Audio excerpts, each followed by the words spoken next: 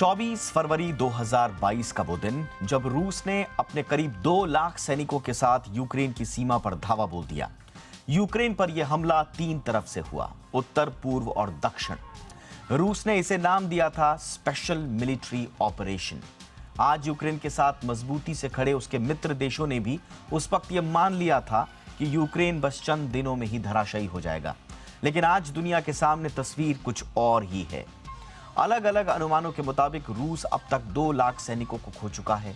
दूसरे विश्व युद्ध के बाद के सबसे ज्यादा आक्रामक हमले के बावजूद व्लादिमीर पुतिन युद्ध को निर्णायक मकाम तक नहीं ले जा पाए और यूक्रेन ने रूसी आक्रमण का ऐसा सामना किया कि व्लादिमीर पुतिन आज ये कहने को मजबूर हो गए कि हम तो बातचीत के लिए तैयार थे, लेकिन हमें ही युद्ध के लिए मजबूर किया गया। पुतिन ने यूक्रेन में मिलिट्री ऑपरेशन जारी रखने का ऐलान कर दिया है, यानी युद्ध के 1 साल बाद भी सुलह, शांति या समझौते के कोई आसार नजर नहीं आ रहे। साल भर पहले हुआ यह हमला कोई छोटा मोटा हमला या सीमित युद्ध नहीं था, बल्कि ये एक फुल स्केल इन्वेजन था। और तब से लेकर अब तक हर दिन सिर्फ तबाही और बर्बादी की ही खबर मिल रही है। हजारों यूक्रेनी नागरिक मारे गए हैं, दोनों तरफ के लाखों सैनिक मारे जा चुके हैं, लाखों लोग बेघर हो गए हैं या विस्थापन को मजबूर हुए हैं और शहर के शहर, गांव के गांव जमींदोज हो गए। इस बीच युद्ध को रोकने की तमाम कोशिशें हुई। रूस को धमकियां देने, जबरदस्त आलोचना करने और दबाव बनाने के साथ साथ पश्चिमी देशों ने प्रतिबंधों का सहारा लिया, लेकिन रूस अपने रुख से टस से मस नहीं हुआ। इधर यूक्रेन ने भी किसी पल ये एहसास नहीं होने दिया कि वो हथियार डाल रहा है या डालने की कोशिश कर रहा है या कहीं से कम पड़ रहा है। यूक्रेन आखिरी समय तक लड़ने का ऐलान कर चुका है। शुरू की लेट लतीफी ना नुकुर के बाद अब यूरोप और अमेरिका भी ज्यादा मुखर होकर यूक्रेन के साथ नजर आ रहे हैं। राष्ट्रपति जो बाइडेन के यूक्रेन दौरे ने तो पूरी दुनिया को यह स्पष्ट कर दिया कि ये अब यूक्रेन की नहीं बल्कि यूरोप और अमेरिका की लड़ाई बन चुकी है।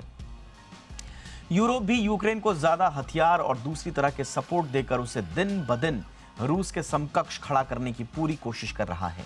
इधर रूस ने भी आज साफ कर दिया कि वो भी अब पीछे हटने को तैयार नहीं है।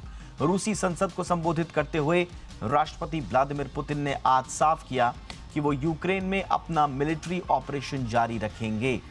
अब सवाल ये है कि ये युद्ध आखिर कहां जा रहा है, कब तक खींचेगा और कौन होगा इस युद्ध का विजेता? क्या रूस इस युद्ध का विजेता होगा जिसने युद्ध शुरू तो किया, लेकिन देखते ही देखते बिना किसी नतीजे के भी युद्ध के भीतर कई युद्ध हारा? कीव, सुमी, चेरनीव, खार्किव में रूसी सैनिकों को कामयाबी नहीं मिलना या वहां से उनके पैर पीछे खींचना रूस की हार के तौर पर देखा गया। यूक्रेन का दक्षिणी हिस्सा भी रूस नहीं जीत पाया जो उसकी चाहत थी। यहां तक कि खेरसान प्रांत से रूसी सैनिकों की वापसी से रूस का मनोबल पूरी तरह से ध्वस्त नजर आया। रूस ने दोनबास का यानी कि लुहांस्क और दोनेत्स्क के जिन इलाकों पर कब्जे की बात कही थी, वो भी पूरी तरह से रूस कब्जा नहीं कर पाया। दूसरी ओर यूक्रेन ने भी भारी तबाही देखी है। यूक्रेन के फिजिकल इंफ्रास्ट्रक्चर का 40% पूरी तरह से धराशायी हो चुका है। यूक्रेन की जीडीपी 33% तक गिर चुकी है। उसके हजारों नागरिक और सैनिक युद्ध की भेंट चढ़ गए और वो ऐसी स्थिति में पहुंच चुका है जहां से दोबारा एक नए यूक्रेन को खड़ा करने की जरूरत होगी। इधर रूस का भी एनुअल रेवेन्यू 35% गिर चुका है और रूस का खर्च करीब 60% बढ़ गया है। रूस को यूरोप और अमेरिका के बैंकिंग और ट्रेड प्रतिबंध और भी नुकसान पहुंचा सकते थे, लेकिन चीन, भारत और ईरान और खुद रूस के कंज्यूमर्स ने मिलकर रूस के लिए हालात कुछ बेहतर करने की कोशिश की। लेकिन इसका मतलब ये नहीं है कि रूस की स्थिति अच्छी है। युद्ध के खिलाफ आम लोगों का गुस्सा और यूरोप और अमेरिका का ज्यादा मुखर सपोर्ट रूस के लिए स्थितियां नाजुक कर रहा है। ऐसी गंभीर स्थिति में दुनिया के जानकारों को एक और खतरा सता रहा है और वो है परमाणु युद्ध का खतरा। रूस नहीं जीत पाने की स्थिति में परमाणु हमले का विकल्प अपनाएगा, इस बात से कोई इनकार नहीं करता। इस बात की आशंका सबको है।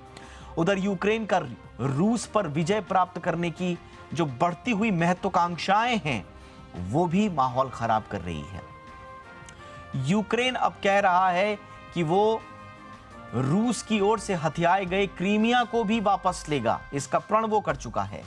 कुल मिलाकर 2023 दुनिया के लिए बेहद अहम होने जा रहा है, लेकिन क्या 2023 में रूस यूक्रेन युद्ध का खात्मा होगा, ये कह पाना फिलहाल तो मुश्किल है।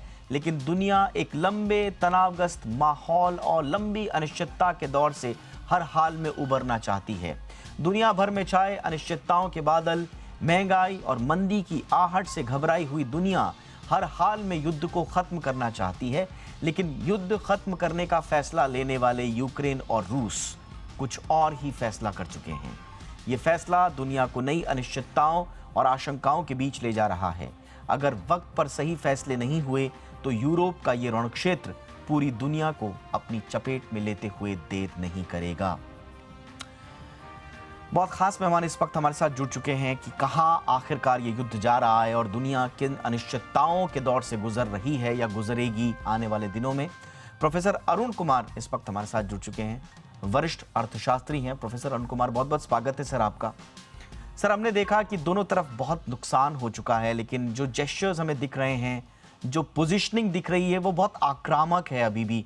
इनफैक्ट लग रहा है कि अब और ज्यादा आक्रामक होगी, खासतौर से पुतिन साहब के आज के संबोधन के बाद। क्या लगता है आपको, दुनिया किस ओर जा रही है सर? आपने सही कहा कि अनिश्चितता बहुत ज़्यादा बढ़ रही है और न्यूक्लियर युद्ध होने की संभावना भी बढ़ गई है। आपने देखा कि कल ही स्टार्ट ट्रीटी, जो स्ट्रेटेजिक आर्म्स लिमिटेशन ट्रीटी जो कहलाती है, उससे भी रूस हट गया है। दूसरी तरफ रूस ने कहा कि हो सकता है कि यूक्रेन ही कुछ ऐसा कर दे कि वहाँ पे लगे कि जो रूस ने हमला किया है। ये भी एक तैयारी हो सकती है कि रूस हमला करे और कहें कि नहीं, यूक्रेन ने ही जो कुछ स्टार्ट कर दिया है। दूसरी तरफ चीन को भी जो कहा है, ब्लिंकन साहब ने, कल मीटिंग हुई थी उनके विदेश मंत्रियों के बीच में, कि आप जो रूस को मदद ना करें। लेकिन चीन है वो कह रहा है कि यूएसए ने ही, अमेरिका ने ही हमारा बैलून जो गिरा दिया और बहुत आक्रामक एटीट्यूड अडॉप्ट किया है। तो चीन और रूस एक साथ होने की संभावना बहुत ज़्यादा बढ़ती चली जा रही है। और वहाँ पे, जैसे मैं एक साल से कह रहा हूँ कि एक कोल्ड वॉर शुरू हो गई है। ये कोल्ड वॉर में एक तरफ तो उन्नत देश हैं, अमेरिका है, नेटो के और देश हैं, यूरोप के देश हैं, दूसरी तरफ चीन है, रूस है, ईरान है, इस तरह के देश हैं। तो ये जो कोल्ड वॉर है, इसकी वजह से ट्रेड में डिस्ट्रप्शन हुआ है और बढ़ जाएगा। और फाइनेंस में जो डिस्ट्रप्शन हुआ, जैसे कि जो सैंक्शन वगैरह लगाए गए, और वो और ज़्यादा बढ़ेगा। और फिर टेक्नोलॉजी के जो एक्सचेंज होता था, उसमें जो और ज़्यादा बढ़त होगी। जैसे कि चीन के ऊपर प्रतिबंध लगाया अमेरिका ने कि उनको चिप्स वगैरह की सप्लाई, जो मॉडर्न चिप्स वगैरह हैं, उनकी सप्लाई वगैरह नहीं होगी। और जो लोग वहाँ पे काम करते थे चिप्स टेक्नोलॉजी वगैरह में, उनको वापस बुलाया गया है अमेरिका ने। तो आप ये देखिए, तो एक तरह से ये जो सारा का सारा जो डिस्ट्रप्शन है, ग्लोबलाइजेशन का जो दौर चल रहा था, उस दौर को भी जो कर रहा है। और न्यूक्लियर युद्ध का खतरा बढ़ रहा है। अगर रूस देखेगा कि वो हार रहा है, तो वो जरूर ये हमला करने की सोचेगा टैक्टिकल वेपन्स के साथ। लेकिन टैक्टिकल वेपन्स का इस्तेमाल करने का मतलब ये नहीं है कि वो न्यूक्लियर युद्ध नहीं है। वो शुरुआत होगी और उसका अंत कैसे होगा, इस समय कोई प्रिडिक्ट नहीं कर सकता। क्योंकि अगर रूस शुरू करेगा तो वेस्ट भी पीछे हटने वाला नहीं है। तो वो उस स्थिति में क्या करेगा, ये अभी कोई प्रिडिक्ट नहीं कर सकता है। और यूक्रेन तो वैसे ही ध्वस्त हो चुका है, जैसे आपने बताया। वहां पे एक तरह से प्रॉक्सी वॉर चल रही है। एक तरफ अमीर देश है, एक तरफ रूस है, और उसको मदद मिल रही है ईरान से, चीन से वगैरह वगैरह। तो एक तरह से ये कहा जाए तो बहुत ही भयंकर स्थिति है, और ये अनिश्चितता को बहुत ज्यादा बढ़ाते चली जा रही है। तो इसलिए मेरा मानना है कि जो दुनिया में ऑलरेडी उथल पुथल थी, आर्थिक हालात बिगड़े हुए थे, वो शायद और ज्यादा बिगड़ जाएं। क्योंकि जब अनिश्चितता का दौर होता है तो उस समय इन्वेस्टमेंट जब कम हो जाता है, और खासकर जो सिविलियन एरियाज हैं।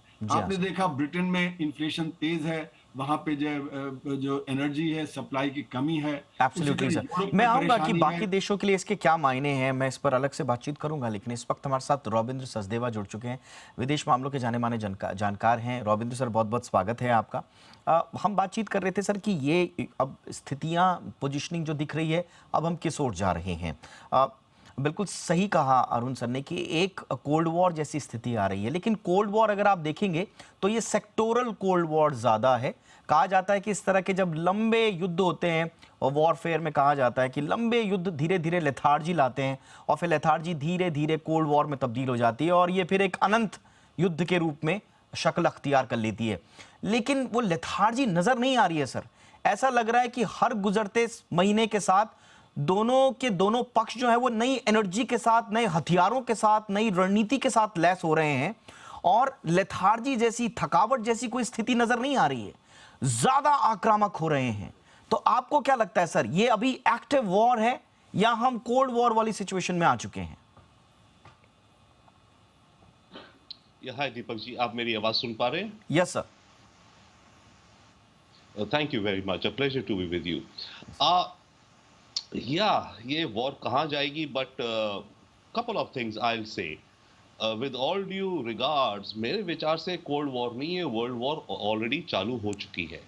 ये वर्ल्ड वॉर चल रही है दुनिया में, वर्ल्ड वॉर 3 ऑलरेडी चल रही है। वन, सेकेंडली, आप जहां तक इकोनॉमी की अगर बात कर रहे थे अभी, आई थिंक आज ही एक रिपोर्ट आई है जर्मनी के एक इकोनॉमिक थिंक टैंक की, जो कहता है कि पिछले साल दुनिया को $1.6 ट्रिलियन नुकसान हुआ है ग्लोबल ग्रोथ को, और इस साल 2023 में $1 ट्रिलियन ग्लोबल इकोनॉमी को लॉस होगा शायद, राइट। और इधर आपकी जो वर्ल्ड इकोनॉमिक आउटलुक है जो आईएमएफ की है, वो भी कहती है कि 2021 में ग्लोबल ग्रोथ शायद 6.2% थी, 2022 में 3.4 थी, और 2023 में 2.9 है। ये तो आंकड़े हैं मोटा मोटा, जो रिसर्च और इकोनॉमिक इंडिकेटर्स हैं, कितने ये ट्रू होते, एक्यूरेट होते, हम सब जानते हैं, बहुत बार एक्यूरेट नहीं भी होते, बट ये इंडिकेट कर रहे हैं इकोनॉमिक इम्पैक्ट। इकोनॉमिक इम्पैक्ट की अगर हम बात करें, डेफिनेटली रहेगा, बढ़ेगा। ये वॉर रुकने वाली नहीं है सर, ये वॉर चलती रहेगी। रशिया ग्राइंडर की तरह चलता रहेगा जैसे आप कह रहे हैं, और वहां से यूक्रेन को वेपन्स और मिलते जाएंगे। देखिए अमेरिका और नेटो क्या कर रहे हैं, वो एक तरह का टटोलते हैं, एक शब्द होता है ना टटोला। उन्होंने यूक्रेन को थोड़ा बड़ा वेपन दिया, टटोला, यूक्रेन उसमें सक्सीड कर गया, उन्होंने यूक्रेन को वो वेपन ज्यादा दे दिया, हाइमार्स। उसके बाद अब टैंक देंगे शुरू में थोड़े, यूक्रेन ने अच्छा परफॉर्मेंस, मान लीजिए परफॉर्मेंस युद्ध में क्या होती है, दूसरे को मारना, ज्यादा मारा, आपको और टैंक्स मिल जाएंगे। ये अच्छा किया, फाइटर जेट्स मिल जाएंगे। ये तो यूक्रेन का चल रहा है। और इस समय अमेरिका और यूरोप टोटली, चाहे आपस में इनके बीच में थोड़ी दरारें भी हैं और टेंशन्स भी हैं, बट ओवरऑल ये एक सॉलिडिफाइड अलायंस बन चुकी है, जो कि कहती है कि हम यूरोप हैं, वी आर यूरोपियंस, और हमारी वे ऑफ लाइफ और हम जो सोचते हैं दुनिया का ऑर्डर होना चाहिए वैसा होना चाहिए। और वहां रशिया है, और रशिया फंस गया एक तरह से। रशिया को बहुत नुकसान हुआ है और होता रहेगा। रशिया की तो डिक्लाइन अनफॉर्चुनेटली होती जाएगी। रशिया की मिलिट्री डिक्लाइन, रशिया की इकोनॉमी तो आप अलग रखिए, टेक्नोलॉजी सारी डिक्लाइन होती जाएगी। पर बात यह कि रशिया कितना काउंटर करेगा, क्योंकि रशिया मरा हुआ हाथी भी 1.25 लाख का होता है, काइंड ऑफ थिंग। तो रशिया उस हालत में तो नहीं है, बट रशिया बहुत पावर है, भी रिजर्व्स है, तो यूक्रेन पे डैमेज इन्फ्लिक्ट करेगा। ऑलराइट सर, परंतु ऑलराइट। अगर ये yes sir, yes sir, yes sir, बिल्कुल आपने सही कहा कि ग्रेजुअल डिक्लाइन की तरफ रशिया बढ़ता जा रहा है। वो एविडेंट है भी, लेकिन यही कहा जा रहा है बार बार कि अगर वाकई में रशिया को लगा कि वो हार रहा है, और पुतिन जिस टेम्परामेंट के लिए जाने जाते हैं, तो क्या वो टेक्टिकल वेपन्स के इस्तेमाल की आड़ में कोई न्यूक्लियर वॉर छेड़ देंगे? इस बात की आशंकाएं भी बढ़ रही हैं। लेकिन अरुण सर, जिस बात की आशंका पुतिन जाहिर कर रहे हैं और दुनिया भी जाहिर कर रही है, क्या अफगानिस्तान और सीरिया बन चुका है यूक्रेन सर? देखिए, ये सीरिया और अफगानिस्तान से कहीं अलग है, क्योंकि यहाँ पे एक तरह से अस्तित्व का सवाल है। अगर रूस हारता है तो बहुत ही ज़्यादा उसके लिए परेशानी का दौर हो जाएगा। और मुझे लगता है कि चीन को भी लगता है कि अगर रूस हारा तो चीन पे ज़्यादा परेशानी आ जाएगी। तो चीन, मुझे लगता है कि नहीं हारने देगा। जैसे कि जो वेस्ट है वो यूक्रेन को नहीं हारने देगा, उसी तरह मुझे लगता है चीन है वो इंटरवीन करेगा रूस की तरफ से, नहीं तो चीन के ऊपर और ज़्यादा परेशानी हो जाएगी। क्वाड वगैरह तो ऑलरेडी पहले से था ही उसको एनसर्कल करने के लिए। चीन भी एक्सपेंशनिज्म कर रहा था। तो इस समय दुनिया में अगर आप देखें तो स्ट्रेटेजिकली बहुत ज़्यादा मूव्स चल रहे हैं जो लॉन्ग टर्म होंगे। और जब मैं कह रहा था कोल्ड वॉर, तो इसका कोल्ड वॉर का मतलब ये नहीं कि युद्ध नहीं होगा, युद्ध होगा, लेकिन बाकी और जो आर्थिक हालात हैं, जो पॉलिटिकल हैं, जो सोशल हैं, उन पे जो असर है वो कोल्ड वॉर वाली बात है जो हमने 1950s में देखी थी। तो युद्ध तो चल ही रहा है, उसके साथ साथ ये सारी चीजें भी होंगी, तो इसका दुनिया के ऊपर बहुत ज्यादा असर पड़ेगा। जैसे कि कहा गया, अर्थव्यवस्था है, अर्थव्यवस्था में इन्फ्लेशन तेज होगा क्योंकि सप्लाई बॉटलनेक्स बढ़ जाएंगे सब जगह। अब चीन है, वो तो दुनिया का मैन्युफैक्चरिंग हब बन गया था, तो अगर चीन के ऊपर जो नेगेटिव असर पड़ता है तो दुनिया के मैन्युफैक्चरिंग हब पे जो असर पड़ेगा, तो सारी जगह सप्लाई बॉटलनेक होंगे, इन्फ्लेशन तेज जाएगा। पेट्रोलियम पदार्थ हैं और कई क्रिटिकल मिनरल्स हैं जो यूक्रेन और जो रूस से निकलते हैं, सर उनकी शॉर्टेज होगी तो उसका असर भी जो अरुण पड़ेगा। सर, आई एम सॉरी, मैं आपको टोक रहा हूं। अरुण सर, जरा हमें बताएं, ये युद्ध किसके पक्ष में जा रहा है? क्योंकि रूस अगर कोलैप्स होता है तो पूरी तरह से वर्ल्ड ऑर्डर धराशायी हो जाएगा, जो शायद किसी के लिए, किसी के हिस्से में नहीं होगी वो चीज, वो जीत। जिस तरह से इंटरलिंक्ड है इकोनॉमीज आज की डेट में, तो ये अगर रूस भी धराशायी होता है तो ऐसा तो नहीं है कि वेस्टर्न वर्ल्ड का भला हो जाएगा। तो ये किस, कहाँ जा रहा है, ये किसके पक्ष में जा रही है ये स्थिति सर? अभी तो नहीं लग रहा कि किसी के खास पक्ष में जा रही है, लेकिन ये बात जरूर है कि पहले सोचा गया था कि रूस इतनी बड़ी ताकत है, वो जल्दी से यूक्रेन पे हमला करके जल्दी से एडवांस कर लेगा और वहां पे रिजीम चेंज कर लेगा। वो बात नहीं हुई है। उस माने में ये कहा जा सकता है कि पुतिन की हार हुई है, कि वो जो रिजीम चेंज चाहते थे वो नहीं हुआ है, और जो जितना एडवांस करना चाहते थे वो नहीं हुआ, और यूक्रेन है वो डटा हुआ है। पर लेकिन मेरा मानना है युद्ध को खत्म करना बहुत ज्यादा जरूरी हो गया है इस समय, और एक एग्रीमेंट हो जाए वेस्ट के बीच में और रूस के बीच में, तो वही एक समाधान निकलेगा। लेकिन ठीक। मुझे लगता है कि वेस्ट भी चाहता है कि रूस इससे कमजोर पड़ता चला जाए, तो एक थ्रेट जो कम हो जाएगी। लेकिन उनको ये भी सोचना चाहिए कि चीन है वो रूस के पक्ष में उतरेगा, ईरान वगैरह तो है ही जो उसके पक्ष में वेपन्स वगैरह सप्लाई कर रहे हैं। तो दो जो ब्लॉक्स बन गए हैं, इन ब्लॉक्स के बीच में एक स्ट्रेटेजिक समझौता होना बहुत जरूरी है, मेरा मानना है इस समय। एब्सोल्युटली।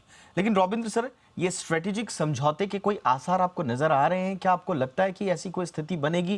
क्योंकि हमने देखा कि यूएन और टर्की के इंटरवेंशन के साथ रशिया और यूक्रेन एक टेबल पर आ चुके हैं। तो क्या रशिया और वेस्टर्न ब्लॉक, क्या अभी एक टेबल पर आकर किसी स्ट्रेटेजिक पार्टनरशिप या समझौते को स्ट्राइक करने की स्थिति में नजर आ रहे हैं सर आपको? मुझे ऑनेस्टली इस पे चांस कम लग रहा है। और पहले जो अरुण जी बात कर रहे थे, मैं उसी को कैरी फोर्थ करता हूँ। वो कह रहे थे कि कोल्ड वॉर, हॉट वॉर तो चल रही है, कोल्ड वॉर। वेस्ट और यूरोप ने वर्चुअली ये डिसाइड कर लिया या ये कर रहे हैं कि रशिया को एक मक्खी की तरह दूध से निकाल करके बाहर कर रहे हैं। और अगर रशिया पूरे वर्ल्ड सिस्टम से कट ऑफ हो जाए, कल्चर से, स्पोर्ट्स से, इकोनॉमी से, कोई फर्क नहीं पड़ता वेस्ट और अमेरिका को। क्योंकि रशिया का जो मेन इंटरलिंकेज है दुनिया के साथ, वो basically oil, gas and definitely उसके बाद मिनरल्स हैं, फूड है, फर्टिलाइजर्स इत्यादि है, मेटल्स हैं, पर वो खास नहीं है। तो रशिया को टोटल काटना का कोई ज्यादा नुकसान नहीं होगा वेस्ट को, other than what's happening. But हाँ, चाइना से इतना इंटरलिंक्ड है कि वो नहीं कर पाएंगे वो। तो जहां तक बात रही रशिया की, रशिया को तो एक तरह का हुक्का पानी बंद करके ये घर के बाहर करना चाहते हैं वेस्ट और यूरोप। इनकी कल्चर को कोई स्पोर्ट्स एक्सचेंजेस नहीं, आप देखिए कोई भी पार्टिसिपेशन रशिया की नहीं। तो अनफॉर्चुनेटली रशिया उस पे है, अनलेस रशिया कोई एक पावरफुल गेम चेंजर करे।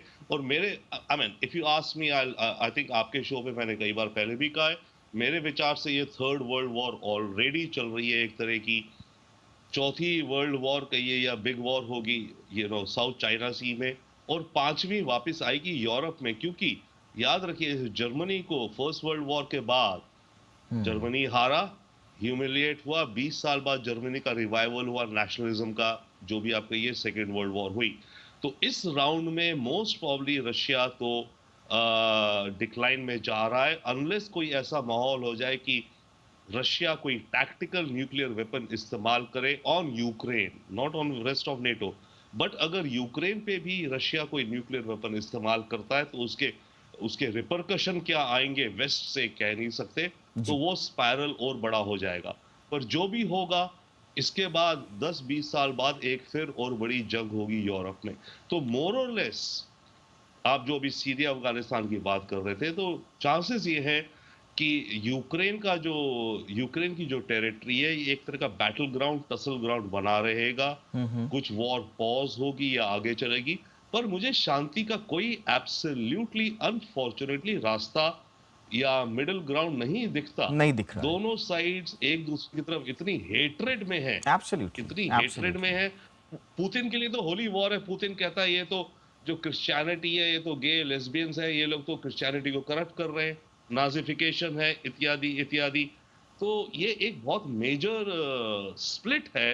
और अमेरिका को यह याद रखिए, अमेरिका कहता है रशिया एनिमी है, क्योंकि 2016 में रशिया ने अमेरिकन इलेक्शन, अमेरिकन डेमोक्रेसी में इंटरफेयर किया था।